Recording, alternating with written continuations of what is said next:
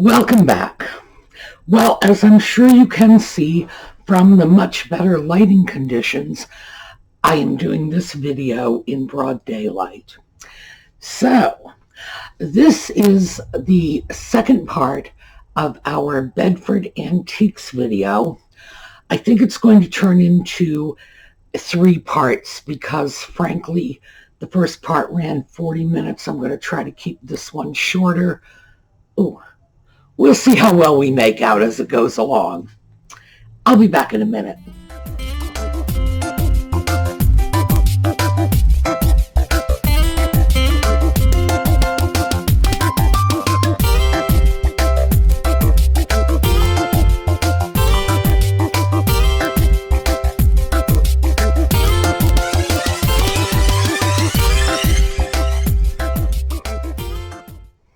Well, as usual, I went into that first little booth I always go into, but not as usual. This is definitely out of the ordinary.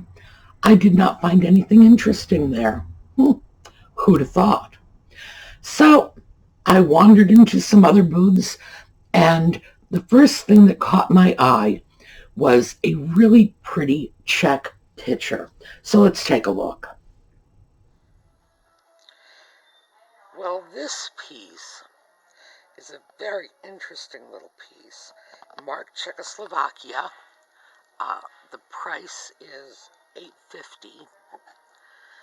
Hand-painted, beautiful, sort of impressionistic. Not a lot of detail. The coloring is what's really appealing to me. And I hope that this is transferring well to video because it's sort of ranges of moss green from very light to very dark. Rather an unusual batch of colors. You see the way that it's all very nicely graded. There's a little tiny chip on the bottom, very small. Would not interfere with my decision to purchase if we go in that direction, but I haven't decided yet. That check picture did not come home with me.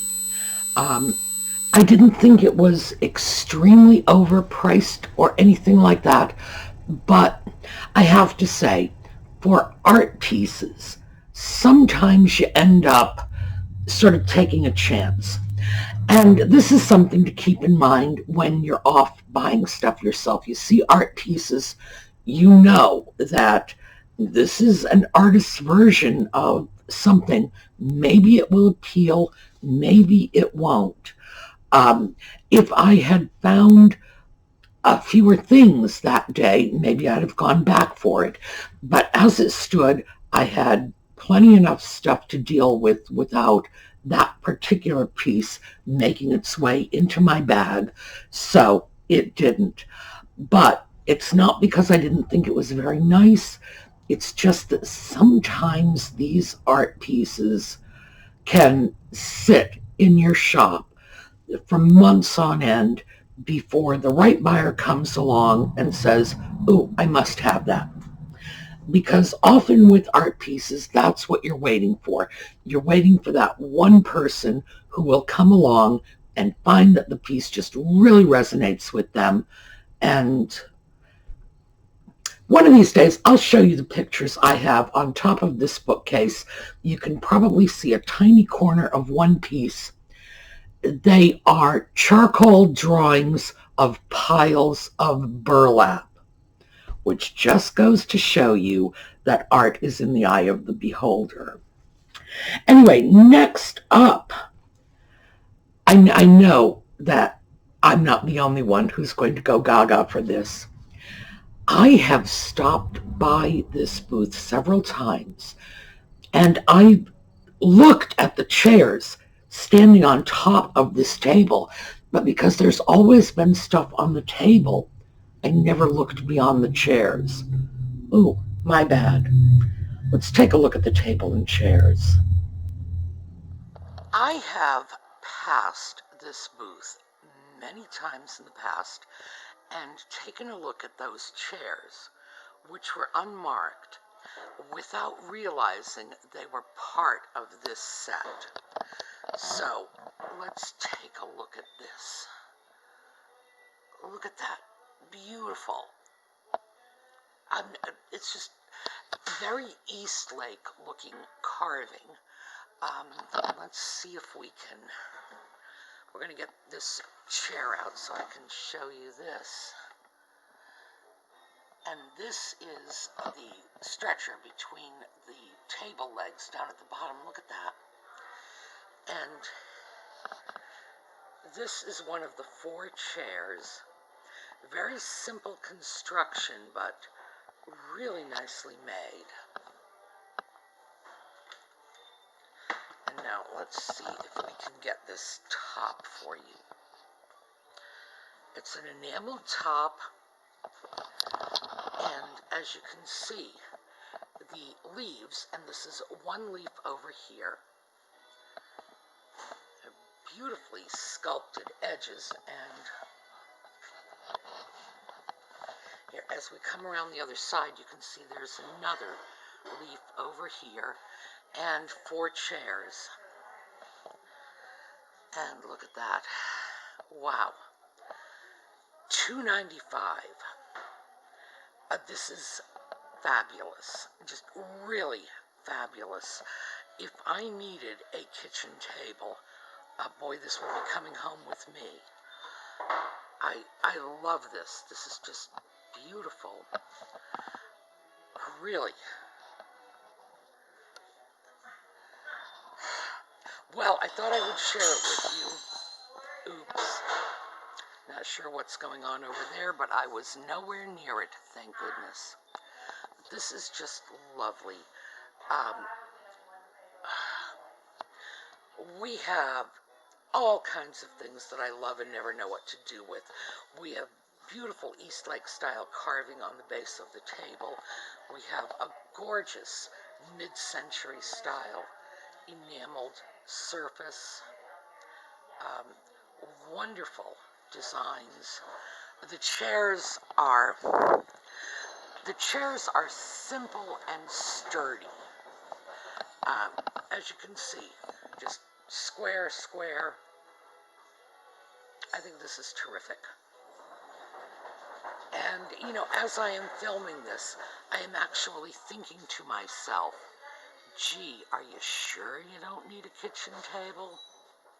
Anyway, $2.95, yeah, if I needed a table, I would jump all over this so fast they would see nothing but my dust trail. I just stopped and grabbed a business card from this booth, and the people who have this booth also have their own shop, not too far from here. They deal mostly in large pieces. Let me show you this little cabinet in the back. This is typical of what they have in their own shop, this china hutch, I guess it would be. If that is the sort of thing that is interesting to you, and they certainly do have all kinds of stuff, a lot of Art Nouveau, more Art Nouveau than I usually see in this area. If that's something you would be interested in seeing, leave me a note in the comments and we'll go take a walk over there one day. Really interesting pieces. I love the fact that they have what really looks like a 1950s enameled tabletop. And these enameled tabletops were all over the place in the 50s. They were usually on aluminum legs. We refer to them as, you know, Formica pieces. This wasn't Formica. This is enameled ware. It may have predated the 1950s, but I was not prepared to get down and slide on my back, you know, like a car mechanic going underneath that table to take a look. Might be earlier. The legs on that table were just so, I don't know, Eastlake is the only thing that comes to mind. But unless this was an Eastlake table with a later tabletop, I've seen that happen before. Pieces like that can really throw you for a loop, especially if they are put together or married, which is what they're called. A married piece, if it's well done, you can end up with Art Nouveau legs and a 1940s, streamlined modern top because somebody's put things together. Have they done it to defraud? Generally not. It usually just happens that something happened. Ma's table broke a leg, and Pa just ran out, or maybe it was Ma, because back in the Victorian days, that fancy woodwork was much more likely to be done by a woman. Out to the shop, strip the top off an old table, bring it in. People did things like that, especially in places like my area, South Central Pennsylvania. You get into this area, people did not throw things away. They couldn't afford to. This is an area that it was never wealthy. This was not, it's not like Newport, Rhode Island, where, every third house is a glorious gilded mansion. No. This is a country area where their idea of a lot of money was not really a lot of money. It was, we ain't starving this year. That's about what they considered well-to-do. So they had to fix things. They had to make things work. The chairs in that set clearly did not match the table legs. Who knows? This is probably something that just got put together on the fly out of necessity, the way many things did over the years. To my mind, that gives it just a unique integrity all its own. Just repurposed and repurposed and repurposed until it was in the state that one sees it. The tabletop does not match the chairs. The table legs do not match the chairs either. Who can say how this all came to be? But I've passed that many times, and because the table was all crowded, I never took a second look. Glad I did, though. And let me know in the comments if you would like to go to Lutz instead. Now, this will be a different trip because Lutz does not have small bits of porcelain, thrift store style pieces. Now, as you know from seeing Bedford many times, there are many, many booths ranging from, things that are very highly priced to just sort of little junk shop booths where they're just blowing stuff out, for $1 or $2 here and there. And because I've brought things home for $1 or $2. Lutz is different. It is antique and vintage furniture. And when they say furniture, they're talking case pieces, large pieces like this bookcase back here. It did not come from Lutz, by the way. Got that bookcase in Hartford, Connecticut more than 40 years ago. It's just traveled with me a long time. But it's pieces like this that show up. Jocelyn had a theory, could be true, that the stuff that Lutz put in their booth in Bedford was probably not their best quality stuff, that the best quality stuff went into their own shop. These were things that they probably couldn't sell or did not want to sell because they wanted them to sell at a lower price point than what they're selling in their shop. So, could be she's right, heaven knows she's got a feel for that sort of thing, so I wouldn't dispute it. But if you want to see Lutz, and remember, we would walk in and probably walk out empty-handed, more than happy to take you all on a trip there, because it would give us a chance to look at and identify a lot of different furniture styles. If you want to go there, extremely good educational opportunity, but that's about all it would be for us. It wouldn't be a buying trip. So give it some thought. Let me know in the comments. Next up, this was cute. Remember what I'm always saying about birds? Take a look at this. Well, I went over to another of the booths that I often check out here and found these beautiful little pictures. They're parrot pictures, and this is Mark Japan. Lovely little piece. Hi. A lovely little piece. Just unusually colored for a Japanese piece. Look at that fleshy sort of pink we don't see very often.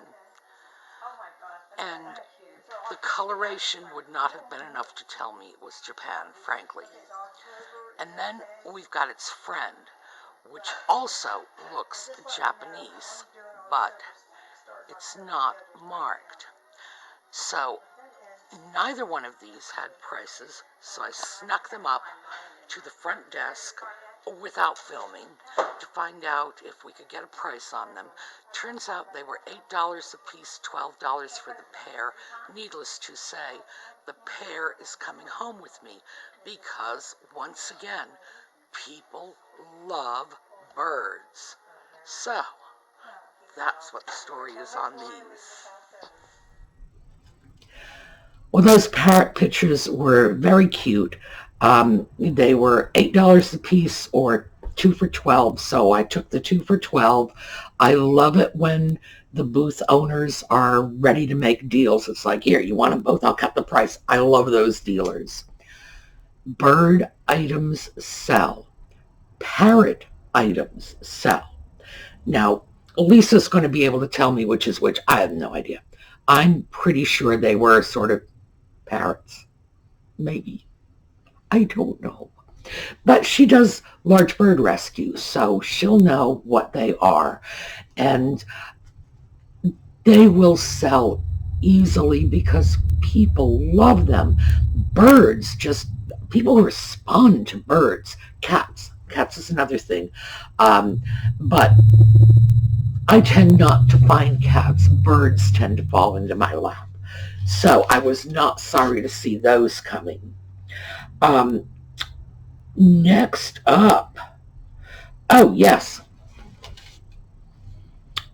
we went back to one of the little shops we often go to. So let's take a look at what we found there.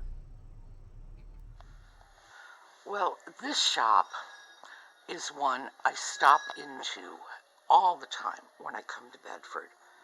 20% off, but that's only part of it. They have some really interesting items. You never know what you're going to find in here, and they do update their stock pretty frequently. So what I saw here today is these are clear glass plates, and we're looking at $5 for the 3 plates. They appear to be pressed glass, and I found this. This is a very pretty little plate, unmarked, but nice blue and white patterns sitting next to them. And here's what I'm thinking, that maybe this blue and white piece in combination with a nice clear glass plate might make some attractive tidbit trays, especially since, as you know, on a previous trip to Bedford, I was able to pick up some nice little grain of rice Chinese bowls in a blue and white as well. So, that's what I'm thinking.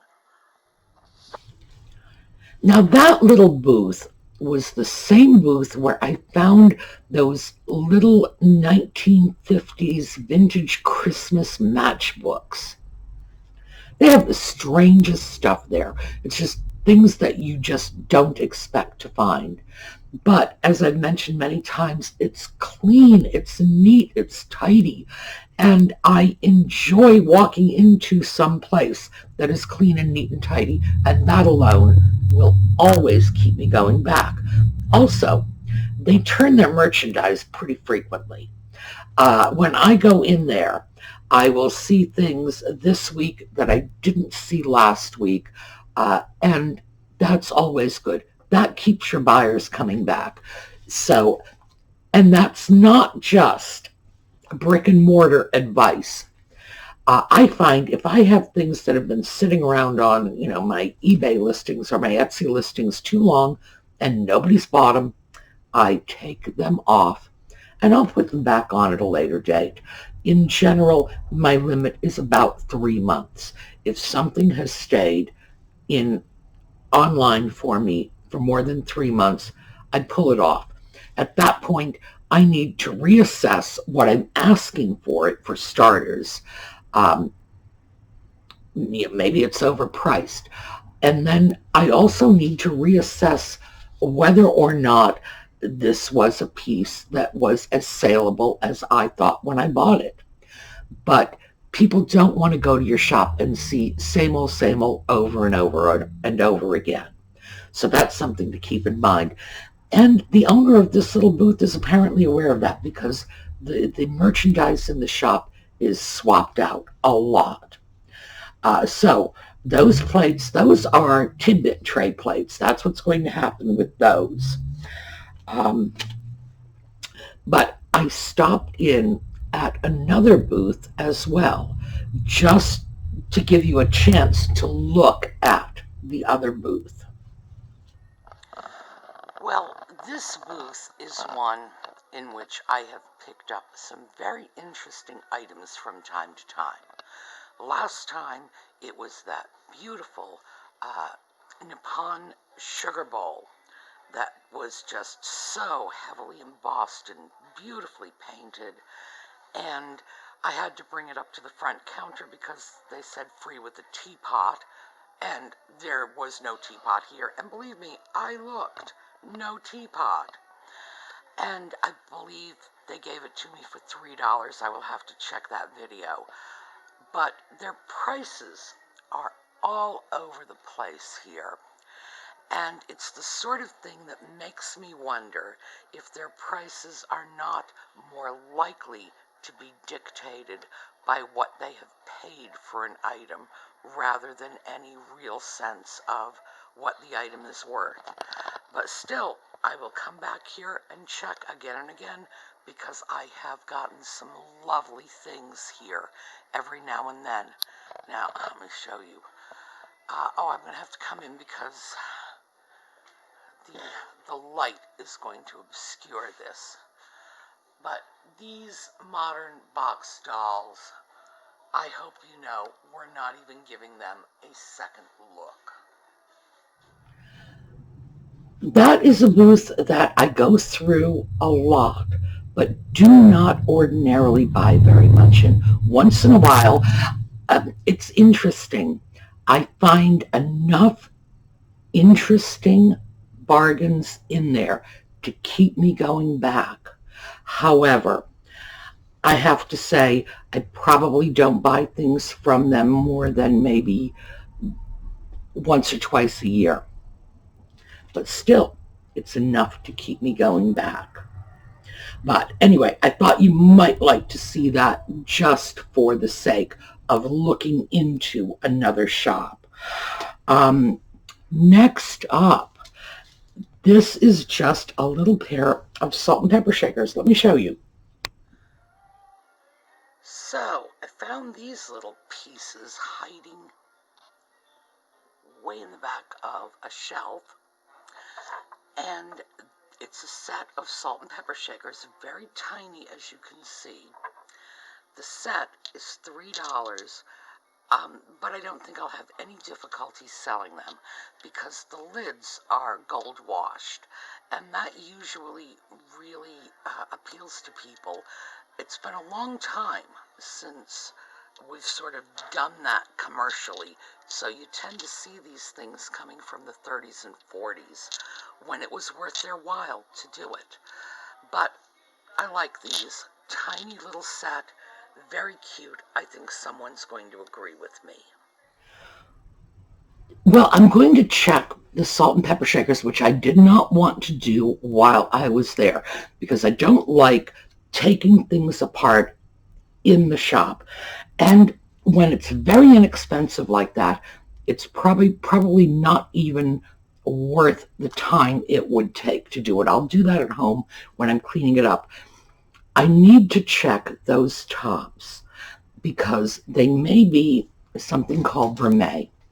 If you're not familiar with vermeil, it's when the gold is electroplated over silver. Now, little glass salt shakers with little silver tops were very, very common.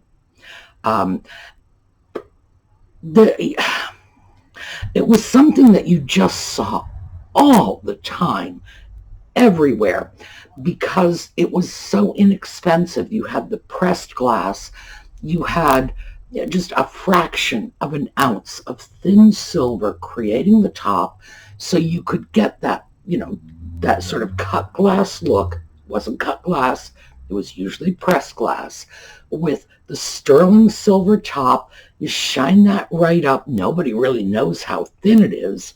So you could get a very elegant, very expensive look for pennies. That was the reason for the popularity. Then they started washing it in gold. And a gold wash is a gold electroplate. That's really all it is. Gold wash is just, that was how they referred to it because they didn't want to say electroplate. They wanted it to sound fancier and more artsy and more elegant, so it's gold washed. But that is vermeil. It's silver that is electroplated with gold. And I have to check that set and see if it is in fact vermeil. And the way you do that is you just take the lid off and you look at the inside of the lid. It is vermeil. The inside of the lid will be silver, and only the outside would have been done in gold. And they have been electroplated in 10 carat, 12 carat, 14 carat, even, right up to 22 carat. I don't know of anything that because I don't know if you can electroplate in 24 karat gold. Maybe you can. I just don't think that I've ever come across that. So that is, it makes the piece more saleable because it's not gold electroplated over a base metal. It's gold electroplated over silver and, just vermeil, more la-la. But I am going to have to check that because that was a very common style. So, and I will let you know whatever that is, or check my Etsy shop. And if you happen to notice vermeil, Vermeil, it's not vermeil, it's vermeil. So, and very easy to pronounce, vermeil, just like the month of May. That's all there is to it. But I think that's what they might be. And if they are, they're an even better bargain than I thought. But even if they're not, they were still a good buy at that price. Okay, let's take a quick look at an old tin. And I'm going to go grab mine while we're looking. This is something you always have to be on your guard about. People will look at these lovely old-fashioned looking tins and think, oh look, antique tin, or at least vintage tin. Now this tin has a price tag of $5 on it, so yeah, you're probably going to think, oh, yes, there's something to this. No, I have this same tin at home. It is holding bottles of nail polish. That's what I use it for. At least I think that's what I use it for. Because, obviously, pretty box. A dime a dozen. $5, even that low a price, is overpriced for this. So when you see something that looks old, before you buy it, make sure it really is old. Here you go. This is just, mine came from the Goodwill. You can see because the Goodwill is the one that ends their prices in 7 cents. So it's just a cute tin. I throw things, there's nothing in it at the moment, but I'll throw, nail polish or what stuff. It's a pretty box. What can I say? I'm going to find something to stick in it. They are not old. It's like they look old because they have an old-fashioned picture on it. I can't find anything on this piece that indicates the date. However, one thing I can tell you is we would be talking vintage at best. And I don't even really think it's vintage. I would not be surprised if this were no more than 10 or 15 years old. Keep an eye out for things like this because it's very easy to find something and think, oh, that's a lovely old piece because it looks like a lovely old piece. Usually they've simply photocopied a genuinely old tin. No. And again, that's something that you will just end up wasting your money on. Well, unless, of course, you can get it for $1 and you can throw stuff in it. Then it's a pretty box. All right. What else do we want to... Oh, yes. Let's take a look. This is a piece of furniture not for sale. Okay. See that not for sale tag? What a major disappointment. Close that up. Take a few steps back. This is an Art Moderne night table. It probably came from a bedroom set. We're looking at pre-1940, I would bet. The wood is veneered. And the design, you have to take my word for it. If you run your fingers along, you can actually feel where the design has been inlaid into the wood. Beautiful piece. Unfortunately. Yep. Art Moderne. A lot of people would look at that and say Art Deco. No, it's Art Moderne. The curve on the edge, that sort of streamlined look. And because you often hear Art Moderne referred to as streamlined modern. And would I go crazy if somebody did call it Art Deco? No, of course not, because I'm one of those people who believe that Art Moderne is simply American Art Deco, which is just, boy, you give us Art Deco, we run with it. Nice piece. Not coming home with me. Not happy about that. Final picture is the owner of Bedford just celebrated, I believe they said it was her 41st wedding anniversary. And so when I walked in the door, this was the first thing I photographed on that trip, but I decided to save it for last. Let's take a look. Well, it looks like we have a special little treat here. It is the owner of Bedford Antiques' 41st wedding anniversary, and someone sent her some lovely flowers, so let's take a peek. Violet, pink, red, orange, yellow, and tons of baby's breath. And apparently there are 41 roses in there. Okay. I thought we'd just like to look at some pretty flowers. I love looking at pretty flowers, believe me. So, remember, check out Crazy Little Critters. Enter the giveaway. The information is going to be in a pinned comment. So that'll be the top comment on all of the videos. I'll throw in a link that should take you right to the eBay shop. All right, so don't forget to enter. Now, we are going to sign out with JLS's beautiful sunset pictures. I will not see you tomorrow, which is probably a good thing because I am starting to think I might have a cold. So I wouldn't mind being able to curl up in bed for a day. That would be nice. But I will see you on Wordy Wednesday. Got something new for Wordy Wednesday, so definitely stay tuned and see y'all later.